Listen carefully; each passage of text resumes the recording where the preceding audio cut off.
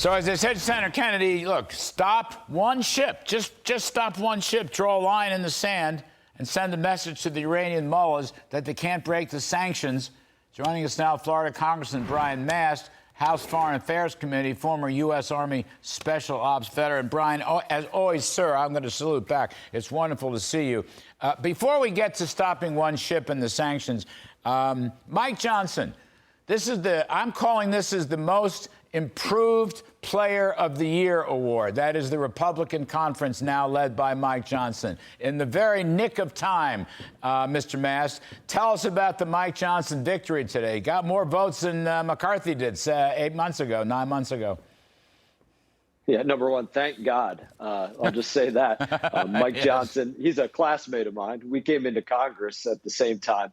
And listen, he's a strong Christian, number one. And I think people heard that mentioned about him to his core. He is a constitutionalist to his core, well-studied, takes his work very seriously, great messenger, is out there constantly on the floor of the House for hours, just speaking about whatever the issues of the day are. So he is entrenched in it, cares about it, and I think he brings a good heart to this. You know, it seems like Mr.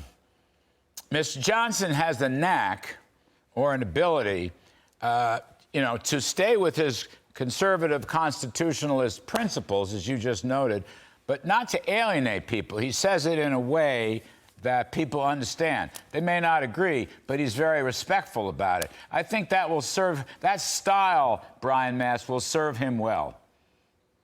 I think you very much pinpointed what he is to his core.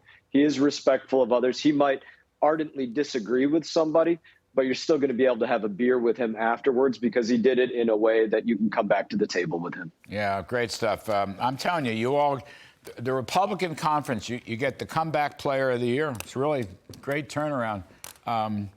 If only my football giants could do the same thing. Brian Mast, let me go back to the war. All right, the horrible war. We should not be sitting in defense. We should not be worried what the enemy is going to do to us. I think the enemy should be worried what we might do to them. We might escalate the war. We might pound them with American might. We're not doing any of that stuff. You're in the Army. You're special ops. You know all about this stuff. My point here is, okay, how about using the sanctions, implementing the sanctions? And I'm very simplistic. I was involved in this when I served in the Trump administration.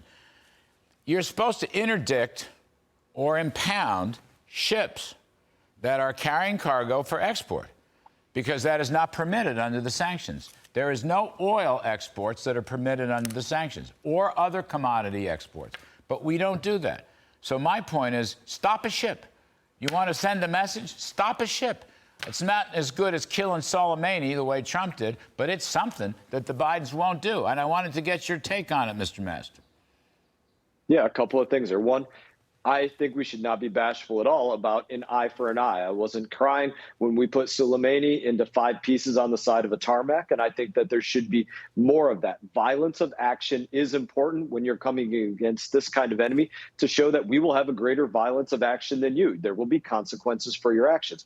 Going to the sanctions part of this, it's not just a ship. Yeah, you said that. But we know that there are ghost fleets out there under numerous flags across the globe that are shipping Iranian oil. That all goes to sanctions that they have to decide. Do you want to do business with America and Europe or whomever, or do you want to do business with Iran? And if you're choosing Iran and you're flagged in Panama or somewhere else, you're going to have serious issues getting business in other places. That has far-reaching effects. That's the place we have to go down. I'll just give it in an anecdote, right? It's like sanctioning a farmer without sanctioning the farmer's crops. You're not doing anything if you don't sanction the farmer's crops. Their crop is oil and energy. Same thing with Russia. Their crop is oil and energy. And if we are not affecting that, then we're not being effective. Well, we didn't do a good job with that either, talking about Russia. We didn't do a good job. They're still producing 10.5 million barrels a day. That's crazy. It's financing the war at $80 or $90 a barrel, or whatever the discount is. I mean, Iran's selling a lot of oil to China, as you probably know, Brian.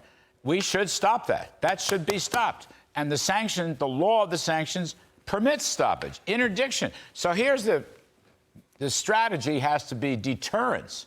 not appeasement. There's a difference. I would say to you right now, the Bidens have been appeasing Iran. But that, they're unappeasable. No matter how much money you give them, they're still going to hate us. They're still going to hate Israel. They're still going to hate Western democracy, et cetera, et cetera. So we must start with some deterrence. That's why I give this stop a ship. I know it's simplistic, but I'll give you the last word on it because I'm a frustrated camper. 16 more attacks on the United States, 30 more soldiers that have been injured. Okay, and the original attack, as you know, is over 30 dead Americans. We should be raising holy hell about that. Rightfully frustrated. And let's talk about where this is so not bipartisan. We sat here on Capitol Hill and listened to Democrats on the other side arguing that, well, we should watch out what we do with these ships specifically because we could be hurting domestic energy prices. No concern about domestic energy prices when it comes to domestic policies, but if we affect Iran and how that might affect American energy prices, they are all over it. And that's what's going on here. All right. Congressman Brian Mast, I hope you just keep fighting. Keep fighting. You got a new speaker. You can count on that. All right. Comeback of the Year Award, GOP conference, and Mr. Mike Johnson. Thank you, sir. We appreciate